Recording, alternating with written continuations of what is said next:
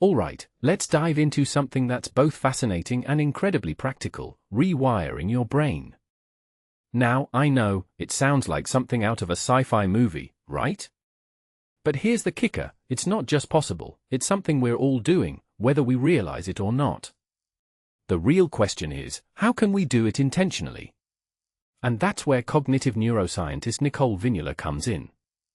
Her work, especially her book Rewire, has been making waves, and personally, I think it's because she's not just talking about abstract theories, she's giving us actionable tools to reshape our brains. So, let's break this down.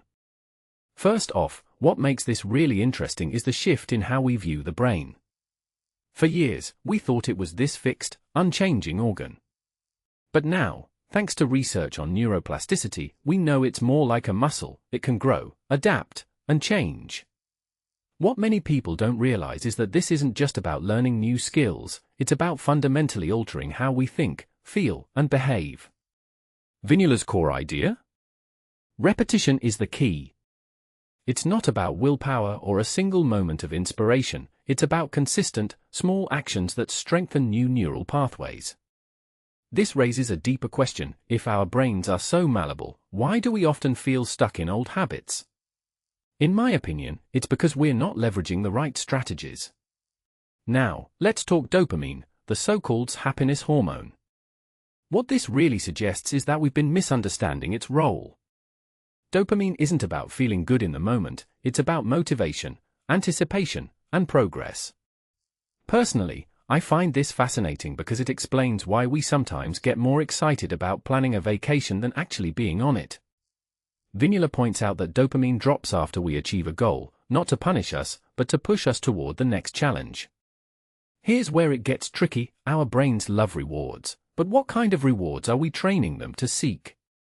Immediate gratification from social media or ultra-processed food? Or the deeper satisfaction of long-term progress? This is where rewiring comes in. It's about retraining our brains to find joy in the process, not just the outcome. One thing that immediately stands out is Vignola's emphasis on how we start our day. If you take a step back and think about it, our mornings often set the tone for the entire day. Immediately checking the news or scrolling through social media floods our brains with stimuli, leaving us in a constant state of seeking small rewards. Instead, she suggests starting with intentional actions: movement, daylight, breathing. From my perspective, this isn't just about self-discipline, it's about consciously choosing what our brains prioritize. It's like setting the GPS for your mind before you even begin the day. Now, let's talk about mental capital, a concept I think is absolutely underrated. Our brains have limited cognitive energy, and every decision, every distraction, chips away at it. Your phone? It's one of the biggest culprits. What many people don't realize is that it's not just the time spent on it, it's the constant need to check, respond, or decide whether to engage. This cumulative burden makes it harder for us to focus deeply or think creatively. Vignola's solution? Design an environment that supports your goals. Put your phone out of reach, create screen-free zones. These aren't just habits, they're ways to protect your mental resources. In my opinion, this is where real change happens, when we stop fighting against our environment and start designing it to work for us.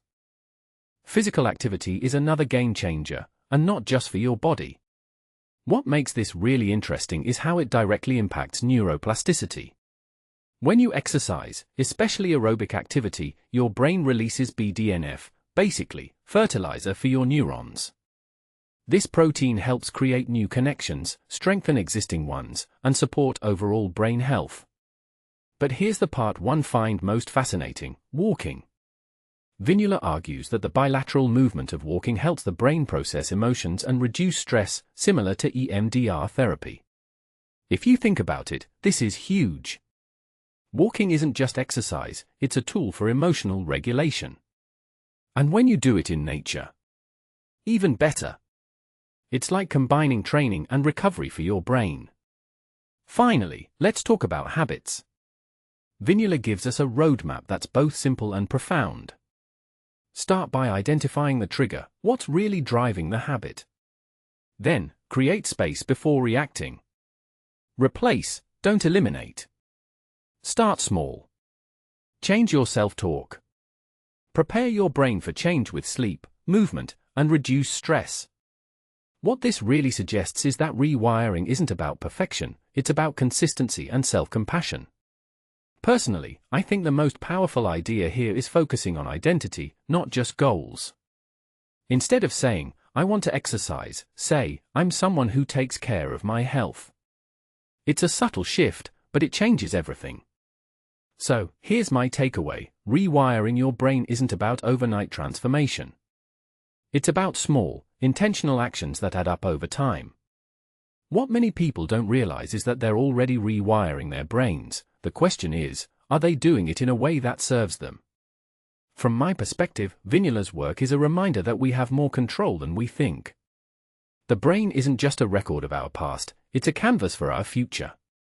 And that, to me, is both empowering and incredibly exciting.